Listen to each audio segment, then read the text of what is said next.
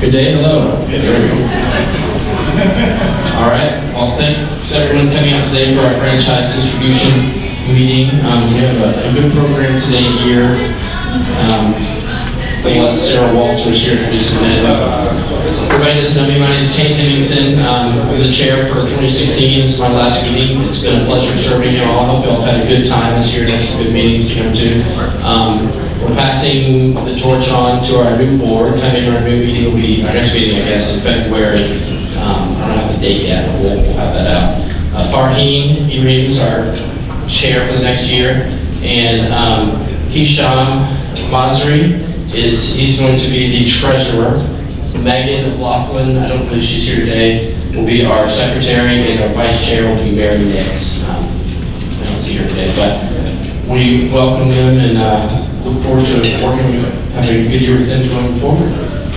Without further ado, I will turn it over to Sarah Walters here to introduce the panel today. Thanks for coming.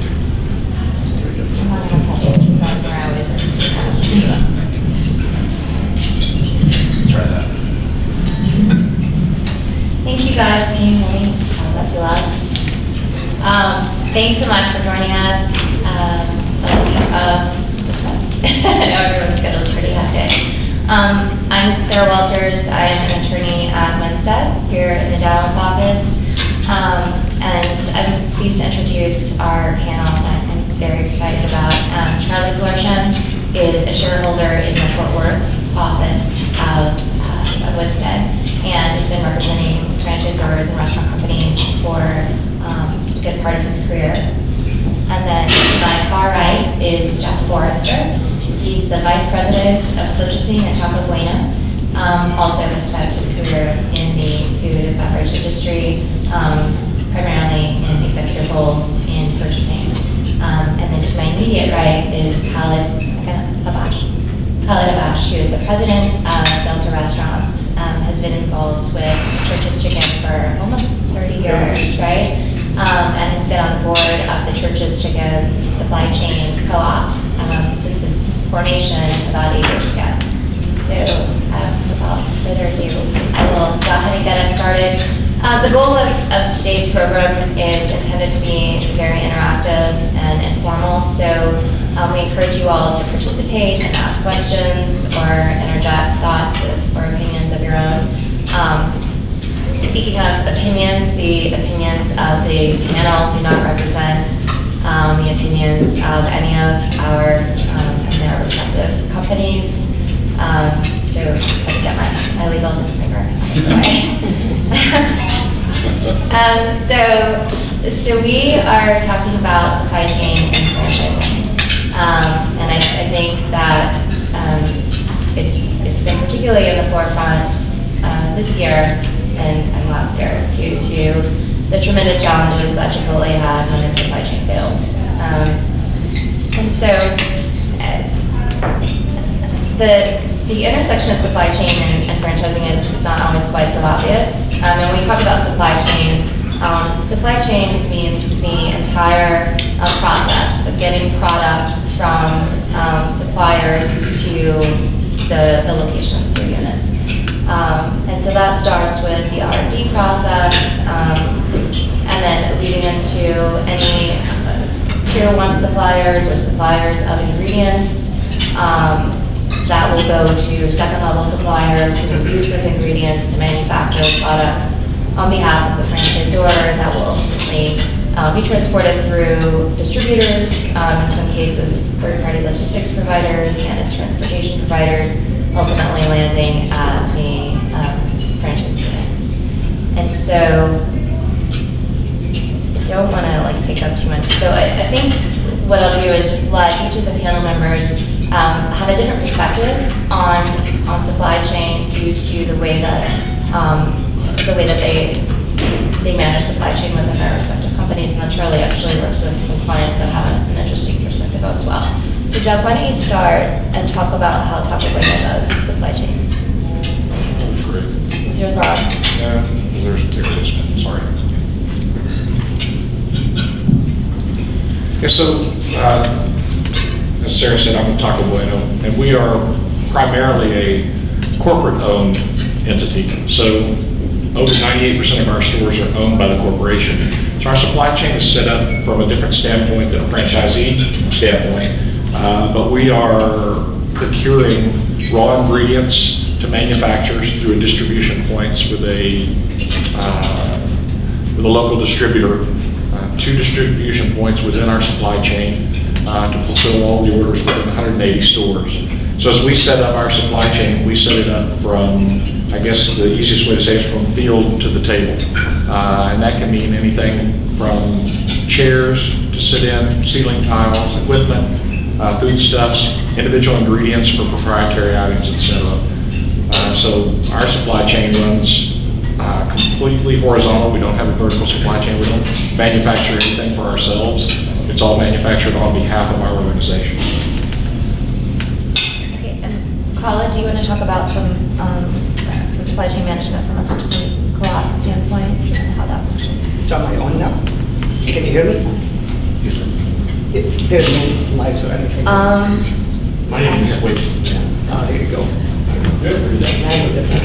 I apologize, first of all, my voice is completely hoarse. I'm going to use sign language if it's okay with you. I've been, like Sarah said, I've been with churches for about 30 years, and my involvement with supply chain actually comes twofold. I'm one of 7 board members and one of the founders about 8 years ago, but I'm also the end user. I'm also I'm also the franchisee that can benefit or get harmed by the decisions that we make. So in a modest way, I can say I add credibility to the decisions that the supply chain makes.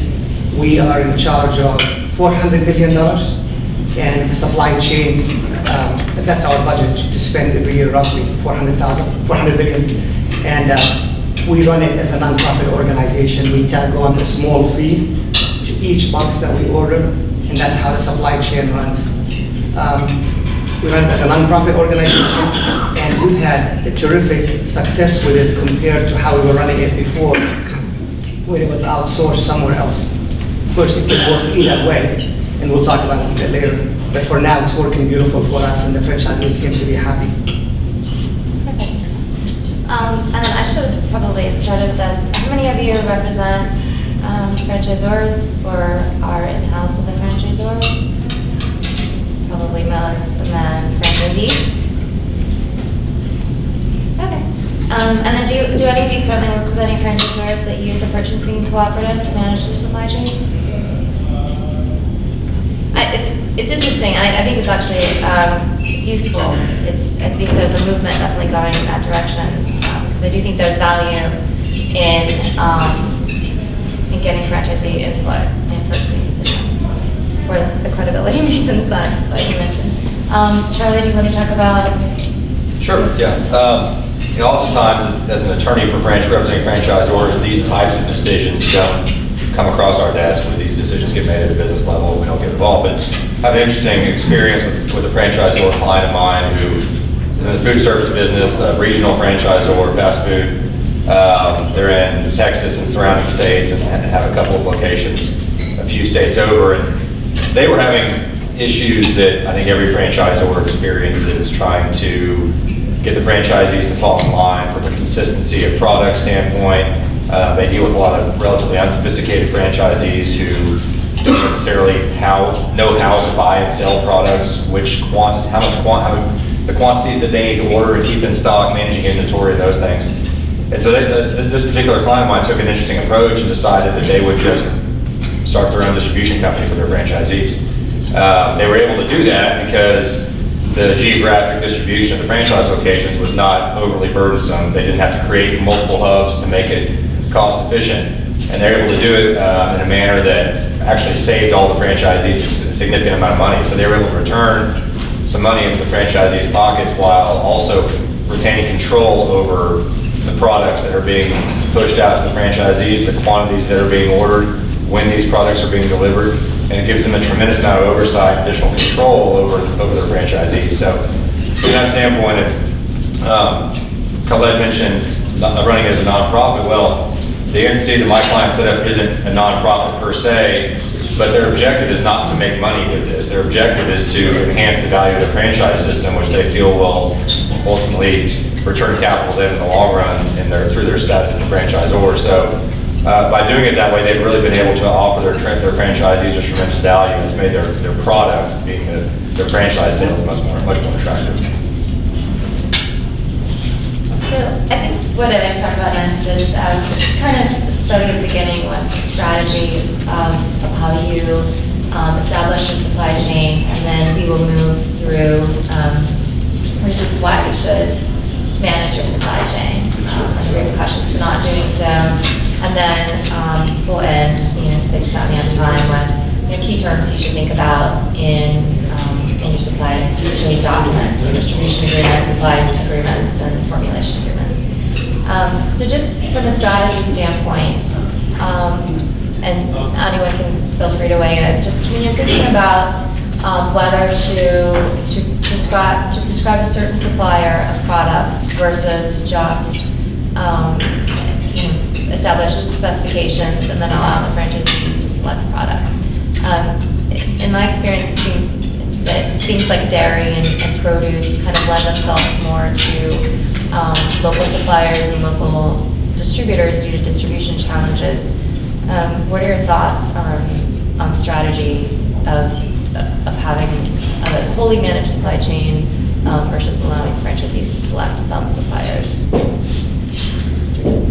Sure. I've been on both sides of this, two different organizations. One side was strictly ruled by corporate supply chain, where we chose every single item. Every single item went through a vetting out process, and then we've been probably 80-20, where the franchisor actually made a decision on 80% of the products and allowed the franchisees 20% leniency to do some of the local sourcing, some local produce, and local dairy, et cetera.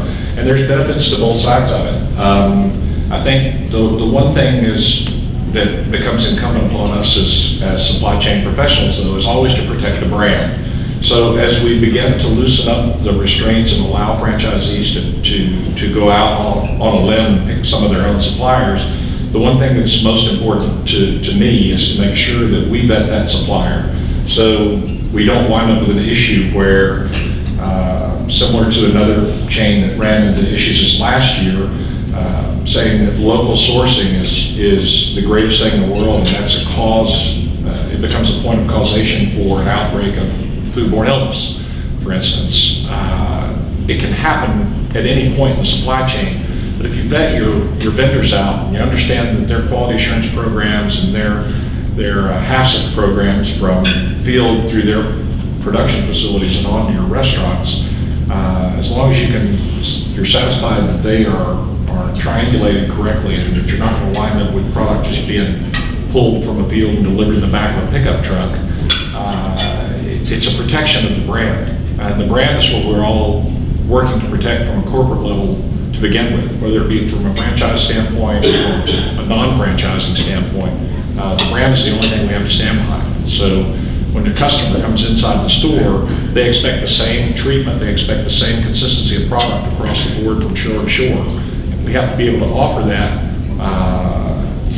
consistently. And in order to do that, there has to be, in my best estimation, a supply chain governance to make sure that you don't have people going out on a limb and just buying from the back of a pickup truck because they can save money. So the value proposition is always less important than that of safety and security when it comes to food stuffs. And if I may just add, we're surrounded by attorneys from both directions all the time. You know how that feels. It's kind of like sitting here. Yeah, exactly. We play the safe side, the safe way. We couldn't possibly, we have 1,200 restaurants in 35 states. We couldn't possibly allow any region to order locally with the limited staff that we have and with the efficiency that we're trying to create. So at an expense that sometimes it costs us more or it leaves us with less shelf life, we actually mandate 100% to everything in the restaurant to come through us, including the absurd items like trash bags. We just won't allow anything to go outside. And we still run it as a non-profit because a lot of people think, well, I can go to Costco and buy my trash bags. You can, but we want to make sure that everything comes from one supplier. And in a, the devil's in the details, in a sneaky way, it also helps me on the board side to audit the franchisees, maybe, to make sure that the sales that they're reporting actually matches what they purchased. So if they stop buying from the outside, then we have no idea how they collected for it. But if they buy everything from us, we have a formula for how much the products will yield in cash, and we expect that these are the sales they paid for royalty and marketing. So it's a win-win that costs just a little bit for each item that you order. No, I think that's a good point. I previously was in-house with a national franchisor, and our biggest challenges were convincing franchisees that they had to purchase everything from our approved supplier, including my favorite source of default letters was bleach, because it seems like a pretty average product, but it's important. It's important to the cleaning methods and procedures that we had in place for the restaurant, and it was by far the most off-program purchase that we had. Sorry, and we have contracts too with P&G and other companies that they're giving us the prices to use them exclusively. When you said bleach, that reminds me of the letters that we get from PFG when we use someone else accidentally because somebody ran out. And I think the key with franchisees, particularly with items like that, is to demonstrate value. And so while one isolated product may not seem to be, the most competitively priced, bleach or trash bags, for example, on the whole, you're getting the benefit of, volume purchasing across the board and the whole spectrum. And so it makes it advantageous to stay on program for everyone. Yes?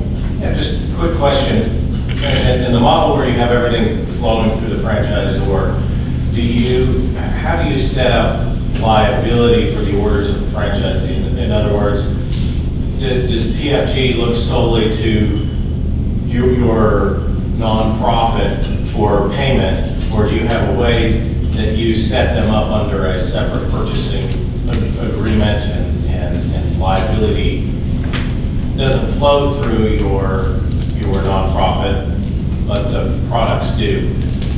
Well, I am so sorry, I'm not sure I understand the question. As far as the liability for the products themselves or the payment? The payment, yeah. Each box that, in our case, that PFG delivers has a tag price of so much, flat. So whether they deliver 50 or 100, we negotiate in the contract that every box will have a fee. And we've been with them for about 5 years, so it's working for them, working for us. Liability-wise, we do have a good monitoring system on the chain of how the product moves from one spot to another, especially for the fresh products. In our business, it's really delicate that we deal with fresh chicken. It never gets frozen, so it becomes extremely sensitive to know if something goes wrong, who broke the chain of temperature. So beside making sure that we audit each step of the way, we also have little thermometers that we drop in boxes at the Tyson level, at the Pilgrim's level, and at the manager's level, it's like a lottery winner. They pick it up, they find it, they take a picture of it, they send the information from that screen to the office, and it gives you the whole trip of who was abusing the chain. That keeps the accountability in place. Of course, we carry insurance in case it's our fault, and we carry insurance for the directors and officers, board members, and BFG carries insurance for their products, and so as the supplier. But the payment is handled on per box. Okay, to expand on Colin's point, I think that anytime an agreement is signed with a distribution company, the agreement is a master agreement allowing the franchisor to be the holder of the master contract, and the individual franchisees sign a participation agreement, which gives them the same benefits as the franchisor in the purchasing string. So that way the franchisee is responsible for the bill of payment to the bill of lading. Anything that's delivered to the store is paid by the franchisee. It becomes very sticky to have franchisees pay the franchisor and the franchisor pay, as everybody in the room will attest to, anytime you involve the finances of an organization through an organization, it becomes very gray, so to speak, because you don't want to ever place the organization, being the franchisor, in a light where a franchisee would assume that the franchisor is retaining a portion of their dollar, number one, and number two, you don't want to put it out where the franchisor could drag a payment out 30 or 60 or 90 days with a supplier, for instance. As far as the But your legal, supplier provides to the franchisor all of the metrics that you were talking about to be able to Correct. track sales, even though the specific contract isn't with them. Okay. correct, and then individual vendors or individual suppliers, those contracts are very similar in fashion to the contract with the distributor. We take those contracts to the vendor or to the manufacturer, to the distributor. So we allow the manufacturer to deliver a proprietary item, chicken, for instance, a raw chicken. For us, it would be signature sauce or signature flavoring or seasoning goes from us through distribution. As far as the liabilities for any of the issues with the manufactured product, there's negligence terms in every contract. If it's a negligence based on the use of the product, once it hits our door, then it's our fault. If it's negligence based on an item that's come in the door with a problem, then we have a subrogation clause that allows us to go back to the vendor and subrogate any losses back to the vendor or the manufacturer. So that way, our franchisees are always protected. We have a limited number of franchisees, but we want to protect them. I mean, without the franchisees, we don't have a business. So we're just running restaurants. As far as the legalese behind the contracting, franchisors own the master service or master agreements and allow the franchisees to participate on those agreements through a participation agreement with distribution. In my experience, it's actually a little bit different in this limited instance with this client I referenced previously. They prefer for the franchisees to not owe the suppliers money. They want the franchisees to owe them money. So if someone gets delinquent, they can manage that the way they choose to manage it. Whether it be putting them on a payment plan, it actually triggers a default under their franchise agreement if they violate payment terms with respect to the distribution company, which is an affiliate. So those types of things, they prefer to know what's going on rather than have some third party out there saying, hey, you owe me money. They want to keep all that under their control. So it's just a difference of opinion on how a franchisor may choose to operate. Now, I won't say that's my favorite way for a franchisor to operate because of obviously a lot of issues that go along with that. But from a control standpoint, where control is very important and the franchisor has strong relationships, or I should say strong, I should say more frequent, they're more frequent contact with franchisees, that works for them, but it wouldn't work for everybody. Charlie, would that be based on the fact that the franchisor also is the holder of the license for distribution? Mm-hmm. So yeah, there's a piece of that as well. Yeah, that keeps reign over the proprietary marks and things of that nature. So would you feel differently if it were a third-party distribution company?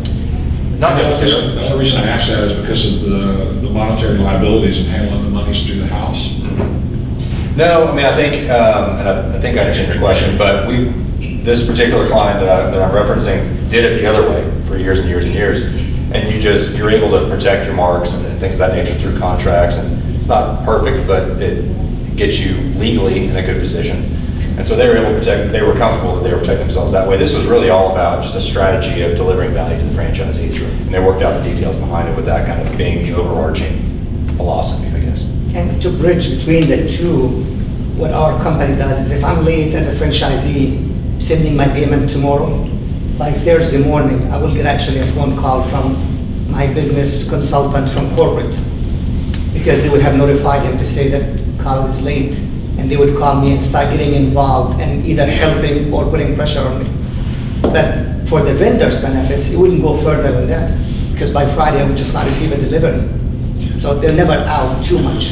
And that's the other reason, that's a good point, because there may be a reason why a franchisee is behind, but our franchisor affiliate distribution entity won't cut them off necessarily. And the business can keep operating, they can stay open while they work through whatever the issues are, whereas if you have a third party, you might not get that same leniency. Yeah, and just in practice for what we did, in any distribution agreement or supply agreement that we had, we expressly disclaimed any liability for any payments for purchases made by franchisees. But to Charlie's point, what inevitably happened is if you have a franchisee that gets too far in default, they're cut off. And then what do? Because you've got, one distributor, there's a source of all the supplies, and you've got a franchisee who's 90 days behind. So it does present challenges that you have to work around. Thanks for the participation, guys. Okay, so moving on, I just, and we may have already touched on some of this, but just what do you see as the motivation or the benefits of having an efficiently managed supply chain? And then what do you see conversely as the risks and consequences of not managing the supply chain? And I know, Colin, you've got some examples recently of some challenges with the supply chain, at least with respect to chicken, having some difficulties. And then I'd like to hear from all of you on just what do you think assist in efficiently managing supply chain? For us, it's working the way it is. And when I say we have a non-profit supply chain, that's probably a stretch because we don't do everything that a supply chain would do. We outsource, for example, the distribution, it goes to PFG. We outsource lanes, managing the freight to sort of their full trucks going in, full trucks for someone else going out, so we don't really do all of that ourselves. Obviously, we don't produce it ourselves. What we do probably full-time is negotiate and then audit the quality of the product, audit the prices. But really, the bigger portion is just to make sure that we negotiate a better deal for the franchisees. And I'll brag about this. The market basket has very much a universal sample of what a restaurant will use in a month. And our market basket for 2017 will be less than 16. And 16 was the lowest one since 2011. So the franchisees are happy with this arrangement, but obviously every once in a while you end up with a situation where, as happy as they are with the financials, when somebody's in Ohio and there is a snow and the truck can't make it there, actually becomes my personal problem where the emails are buzzing and people in Atlanta where our headquarters are screaming, and you're trying to call people and calling people on their cell phones because you know them personally and saying, so when can the truck get there? Can he drop 200 cases in this restaurant and I will send a U-Haul truck to pick it up, because the fear here is it's not going to go out of temperature. Probably going to get below the temperature for it to go because of the snowstorm. So you still have to deal with those. And occasionally, we actually just run out of chicken. Again, because perishable, short shelf life, 7 days from the day it was alive to the day it was sold to the customer. So every once in a while, we shut down. If it's something that we caused, there's really no damage. But if it's something that the supplier caused, beside a snowstorm, they actually pay us for it. So it's just a uniquely set up deal. And to add to what was said earlier, even though supply chain signs all the contracts and not the franchisees, there is just one document that all franchisees submitted at one time or another that says that they will be responsible for the terms that we negotiate for them, and that's it. So when they fall behind, they can't say, well, I didn't negotiate this contract. We already have a master agreement. That's a question. Yes, perfect. Josh? Yes, ma'am. Do you have, in your exclusivity agreements for those type of arrangements, backups for any of your, I understand for chicken, but maybe for, I don't know, paper or anything else, that if there is a complete shutdown, with ice cream, for example, what do you, I mean, is there something you can negotiate to do, or are you just out of luck? I think as a supply chain professionals, we are responsible for being sure that we always have supply. So to have secondary and tertiary suppliers that are already approved is absolutely one of the most important things. To your point, we rarely go out and find an individual supplier who says, I have one plant, I can manufacture everything you use in this one plant, and don't worry about it, because that one plant could blow away in a hailstorm, and then we're out of product. So not only do we look at secondary suppliers, but we also look at contingency plans within an individual supplier to make certain that if we approve one plant's manufacturing of an item, we can approve another plant's manufacturing the same item. Sometimes the recipes don't translate or the crew's different, so you get a different consistency from one to the other. But as long as you take and approve the plant's production, And yeah, absolutely, you have to have that secondary and tertiary supply. I think if you don't, running out of something is not an option. And if you think it's bad for us to have their cell phone numbers, franchisees have our cell phone numbers too. So when the truck shows up in the box that usually says product A is not there, our phones ring immediately. So where's product A? And that's all important to think about in advance of executing an agreement, and then build those contingency plans into the agreement, Sure. including product recall policies and procedures, which I unfortunately learned the hard way. Suppliers all have very specific product recall policies, and then distributors have their own product recall policies, and you as the franchisor may or may not have a formal product recall, but none of that really comes to light until the media calls to get your opinion on your product that was recalled, and everybody's panicking, and we can't figure out why there's no recall issued, and it's because we haven't checked all of the boxes with some supplier down the chain's recall policy. And so it doesn't look great when you respond to a product recall 48 hours later, so. If I may add, sorry, go ahead. Go ahead. If I may add, as a contingency plan, we don't have any supply of the sensitive items like chicken and tenders and lettuce that has more than 50% of our business. Because we want to have somebody who's capable, and we don't go to anybody where they say, I can provide you with 1 million a pound of this, and that's really their capacity. If that's their capacity, then we'll just take 70% or 60%. Because we want to make sure that we're not, because our business we're hoping will increase, and we don't want our vendors to be stretched out internally. And as you mentioned, this is public news, Simplot manufactures French fries and hush puppies and all kinds of stuff. And that article that was published just Friday of last week says that they may be going through a bankruptcy. Well, they do corn on the cob for us, and it's about 40%. So just as a contingency, we went to the other supplier and say, temporarily, can you ratchet up a little bit? And then to the product recall, we actually do mock calls a couple of times a year. Where That's a great we idea. call, Yeah. we have an automated system that reaches out to all the restaurants, and the message will say, this is a mock recall, but we still expect you to call us as fast as you can to do this. And they just have to call back a particular number. It never fails. We can't get 100, we get 80. And then it escalates to the RFDs, the restaurant field directors, and they start calling personally, and the goal is to get to it within 24 hours completely for the whole system. Of course, the ones that fail, we just shame them. Yeah, we want to be able to get to everybody. That's actually a really great idea. So that maybe a great takeaway for your clients is to encourage product recalls, because that's something that SOP. we could have. Standard operating procedure. Product recalls, withdrawals. Yeah. So if the product doesn't match your specification, you have to withdraw it out of supply. Not just on a recall, but if you pick up a lemon and it's orange, that's not what you ordered. So you've got to pull it out, you've got to verify the vendor that you're withdrawing it, and make sure that they got the bottom as well. And we do mock drills. I think that's an industry standard now, is to have mock recall, mock withdrawal drills, because you've got general managers in the store level that have to get into the routine of doing that in case something happens. They have to take it seriously.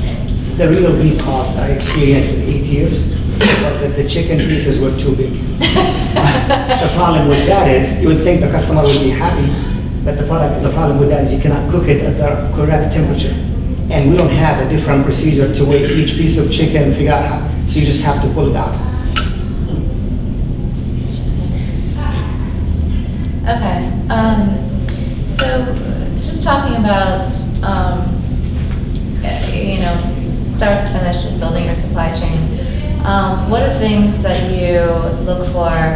So beginning with the RFP process and due diligence and suppliers, what are just some key aspects of what you look for in a supplier, a distributor, 3PL provider, to manage the system? Financial security. Okay. That's one of the things on our RFI is to figure out, are they listed on D&B? Are they financially secure enough to absorb more business? Is it going to stretch them to the point where you break their back? what portion of what are their capabilities remaining, so that we don't flood them to 100%, because as soon as you take a vendor, a manufacturer, a distribution company to 100% of their available capacity, they're done. And any ask past that is a no, because they don't have the capacity to do it. So those are things that we investigate during the RFI, during the request for information, is to find out what type of structure the organization is, whether it's a DBA, whether or not it's a solely owned business, or whether it's a business under an umbrella of 15 different businesses. And public companies are easier. Absolutely. Family-held companies, we typically get the CFO involved to pull their balance sheets and try to make sense out of it to gain that security. Sure. But of course, consistency. We want to make sure that their plants can handle the product time and time and time. So producing it the first time is not really the end of it. We put it in the market, we test it, we wait for 2 or 3 months, figure out what the problems are, until we know that they can do it every time correctly before they join the system.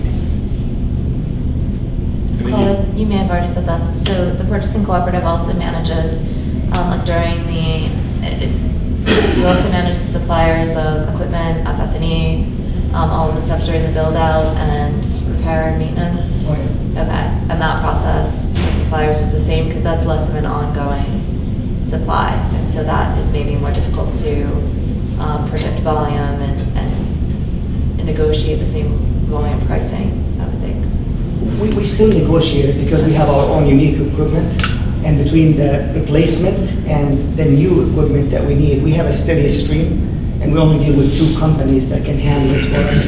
But it's negotiated, and the equipment has to come from them. But we handle everything, even uniforms. It comes through the same, not necessarily the same supplier, but from just a couple of vendors that we have, and then it makes it to the field. In your experience, so with the client that we're speaking of, do they also manage the whole development process? Yep, they do. They've got some proprietary equipment. So they, similar to Colin's comments, they require you to use designated suppliers for the equipment in the stores, even the non-proprietary equipment. It's just, again, a matter of consistency, reliability, and uniformity across the brand. We're in the same situation as Colin is. We have several items that are proprietary, but to Charlie's point, this is back to the trash bag story. If you let them wane off and go off and buy trash bags at Costco, they'll find a million other things between the door and the trash bags, and then you lose consistency, you lose quality. So it's important to wrap your arms around the whole thing. We do manage the development process as well. That falls under our procurement through supply chain. And occasionally we get someone that will say, I can get the awning for 1/3 of the price, but we're not worried about that. We're worried about the whole system. Can we bring savings? Because that particular person sitting right next to the supplier probably can get it. There's no lies about it, but we just will not allow them, because we want the whole system to benefit where the market basket goes lower. But if everybody goes on their own, and these people are able to get it cheaper, then the one that would be left will get it much more expensive. So I think we've got about 15 minutes up. So with our remaining time, I just wanted to discuss kind of the key terms that you should include or you should think about in negotiating these agreements with suppliers and distributors. And I do want to refer you also, there's a really fantastic article. I contributed a very small portion of it. My prior law firm had some great supply chain attorneys and the FLJ. I believe there's a fall issue, whatever the most recent issue is. There's a very great article with some good information on nuts and bolts of establishing a supply chain program, so check it out. But just talking about terms, so things that you should think about: managing inventory minimums and forecasts. Typically, and I don't know what these gentlemen's thoughts are, but we typically encourage clients to make those non-binding. So obviously beneficial for the franchisor, give some prediction of the amount of inventory that you'll have on hand, but definitely not be bound to it, because fluctuations, particularly in the restaurant industry, can be pretty significant, and you don't want to be on the hook for products that are perishable and you can't do anything with if you're not meeting the demand. So just I'm interested in thoughts on how you manage For us, forecasts. it's always binding, because our products are our products. Even if it's a dry goods, it has our logo on it. So everything that we commit to is really our product. And what we do is on the limited time offers, that's even more unpredictable. We still send the company's recommendation based on the test results in the markets that we tested. And for example, we'll say, assume that 3% of your sales will convert into this country fried steak sandwich.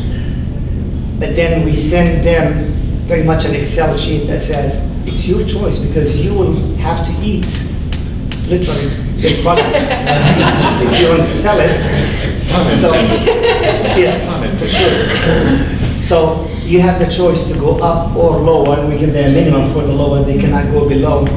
And 80% of the system do not touch that model. 20 will massage it up or down. But at the end of the day, if they can't sell that product, we will do what we can to manage it. But it's really expensive because by the time you bring it back to the distribution center and send it to a different city, and now it's a partial shipment, it becomes really expensive. So that's the enticement thread that we have built in place, that if you commit to it or if you agree to our commitment, figure out a way to push it. That's why when you show up in our restaurant, you're saying, what time is it? And they're saying, would you like an apple pie? Because they have a commitment they have to finish.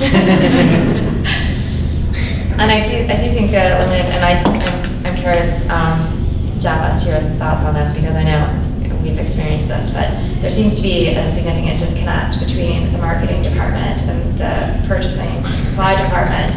And so marketing will launch these really great limited time offers and not bother to confirm anything with the purchasing department as far as, access to supplies and logistically how that works in execution and, timing issues and stuff like that. And so it's always something to remind clients of, that those two departments really do need to communicate on a pretty regular basis. I actually think it's a function of a cross-functional team internally to involve not only marketing, but finance, as well as supply chain and operations.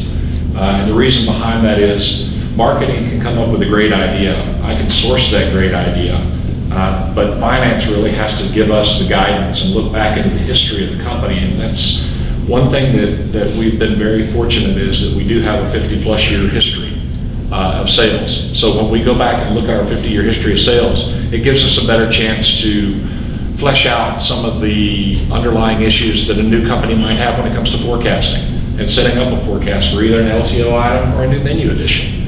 As we look at an LTO, to Colin's point, with franchisees, we ask them, would you like to participate? If so, based on your current sales and your historical sales, this is what percentage of sales will be dedicated to this product. Here's what we estimate your product flow through will be. You tell us what you'd like to order.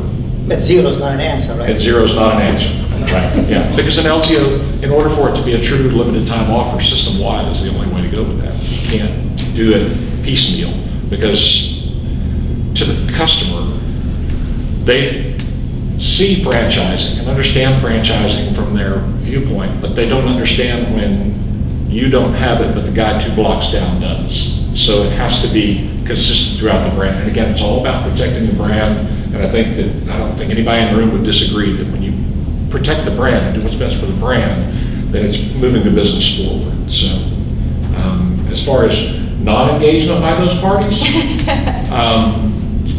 I had a 53-foot semi loaded down with turkeys one year, and it was based on a projection that everybody was going to buy exactly what we told them to. And we ate a lot of turkey. We had limited time offers for the first quarter of turkey sandwiches, turkey salads. I threatened to drop turkeys on every single executive's desk for the next 6 months. And it, it is what it is. You'll make mistakes. That's the one thing that people have to realize in supply chain. There will be mistakes. There's nothing that's so great that we can't overcome it. And with the exception of highly perishable items like raw meats and produce and dairy, everything else will last forever and ever, amen. Thank goodness for science. I know we have a question there, Yeah. but just to Sarah's point, the cross-functional team is extremely important. coincidentally, I'm also the chairman of the marketing for churches, and I've been in this position for a couple of years. It's extremely important that since the mistake that happened about 2 years ago in the summer, where the marketing decided to promote chicken, which would be normal, but just imagine walking into Dunkin' Donuts until you wouldn't have donuts. Church's Chicken 2 years ago in the summer promoted a special that we could not fulfill hardly in any restaurants. We just ran out very fast, and we had the whole weekend and no products. It became really scandalous. So we learned the hard way. You would think it would have been common sense that would have figured it out sooner, but since then, even though they're not board members, we have a member of purchasing on the marketing committee calls, and we have a member from marketing on the purchasing board calls. Yep. I'm sorry, I know you had a question. And I just wanted to add one other point, and then I promise. Also, something to think about with cross-departmental communications is, particularly with growing franchise systems, is your franchise sales development strategy. And to the extent you've got a franchisor who is really excited about opening their lone location in Rapid City, South Dakota, and the nearest location is not for hundreds of miles, and there's no DC, it does present a number of challenges that don't really come to light until that franchisee is ready to open and ready to place their first pre-opening order, and you realize that the cost and the time delay in getting products from that DC, the nearest DC to that store, are significant. And so that's another thing to just And then you have to deal remind. with capitalism versus socialism. Right. Because for that franchisee, he loves socialism. Send it to me for the same price, and let's just spread the cost among everybody else. And the ones that are in Texas, where we have 400 restaurants, are saying, I don't think so. You decided to build it in Washington, that's on you. You pay $17 per box to get it delivered to you. You can sure incentivize a development program to get 5 stores built very quickly in Rapid City, South Dakota, if they're paying $17 more a case, I promise. Sorry, go ahead. Speaking of limited time offers, I know, can you speak to kind of the balance between wanting really a limited time offer to be for a limited time and not wanting franchisees to necessarily push that product after that time frame, but also, I mean, obviously, if the franchisee doesn't use up their product within that time frame, can you kind of speak to how you manage that kind of balance, the special time offers? Yeah, limited time offers are just that. They're limited time. We have a marketing calendar that we publish to franchisees and to store operators that says this is the time period that this limited time offer will run. After that, it's gone. So when we send out the forecast that says here's what we believe you'll use in this 30, 60, or 90-day window, and it's up to you to massage it, your commitment is your commitment. At the end date, it's a write-off for you. It no longer becomes an item that just dies a slow, lonely death on your menu. Another interesting one would be how to keep it off of somebody's menu because they had a great sale on it. Very similar to, we call that the, and I hate to use a copyrighted term, but the McRib effect, where every 6 months it comes back to haunt you. But somebody undoubtedly in the system would say, I sell enough to make it a menu item, so we're just going to keep it on the menu. So you have to, there has to be hard and fast rules for LTOs, and franchisees, once they eat some product, as far as overage on inventory, they're a lot more apprehensive to believe that they can outsell the rest of the system. Another part of it is there is something called obsolete inventory. Yep. We mean, the whole idea there's obsolete inventory, but for a brand like ours, we end up anywhere between $200,000 and $500,000 a year of obsolete inventory. And if it's a commitment that was done on behalf of the brand, not necessarily franchisee by franchisee, Salvation Army and other places, they love us for it because food banks, we just make a donation to them. What happened recently with one of our products is the Baton Rouge hurricane. They benefited from that. So when we make a mistake, they love it because they get some food out there. Well, I think it also goes to just the overarching principle of uniformity and making sure when someone goes into one store, they have the same experience they would get if they went to another store of the same brand, 10, 15, 20, 100 miles away. One story I have that's kind of humorous is, Texas passed the open carry law. I think it went into effect last year. A franchisor client I represent, one of their franchisees, decided to run a special where you get, half off if you bring in, show them your handgun at the register. And they thought that was a good idea, and it's one of those things where fortunately it kind of made its way to my client through kind of word of mouth, and we had to send a pretty firm letter to them to stop doing that. Not regardless of your politics, it just wasn't on brand. And so, in this particular area, it was a very successful promotion, but it wasn't reflecting what we wanted to manage across our brand. And so, those kind of things, it's just important to remain vigilant. And as a franchisor, you've got to stay vigilant and have people out there reporting back to you, whether formally or informally, as to what's going on, because franchisees are always going to think that they know what's better for their store than the franchisor does. And so, even you can have all the protections you want in your documents, but at the end of the day, you've got to be vigilant out there in the field to make sure those kind of things aren't happening. And that is a good segue into my final plug, which those of you that know me know my great affinity for key performance indicators in home agreements. So I just think an incredibly useful measure for the business people to keep suppliers, franchisees, distributors accountable for their obligations under the respective agreements. Inevitably what happens is everybody's all excited and signs the contract and it gets inked and it gets tossed in a drawer in the legal department and nobody really remembers what the terms are. So have the business people come up with the metrics that make a difference to them with respect to that specific deal, and build them into the contract as an exhibit to the agreement. These are the key performance indicators. These are the measures that we will measure on a monthly basis or quarterly basis, whatever makes sense. The supplier is accountable to report on, self-report on how they performed against those metrics. Build in pain share, gain share. So if they exceed metrics, then they get some sort of incentive. If they are below, then the franchisor or franchisee, whoever purchasing, gets a credit. I think it's incredibly useful because the last thing, it was always painful for us because, when we didn't have that in place, it continues on inefficiently until the relationship is so bad that it's beyond repair. And so then you get into this endless cycle of RFP, new supplier, everybody just sets off, nobody manages performance, and then relationship falls apart, you default, terminate, and start again.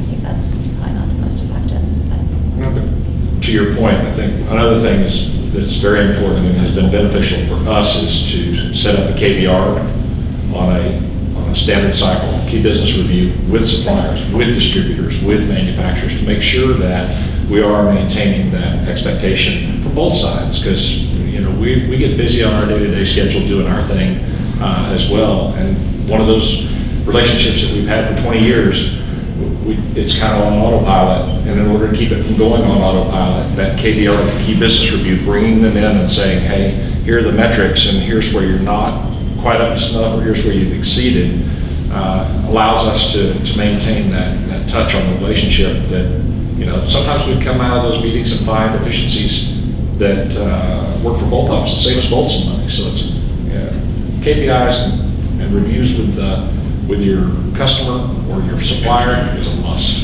absolute must. Anything else, Glenn? Thank you all for your participation. It's been really enjoyable. And thank you, gentlemen, very much for your time. Hope everyone has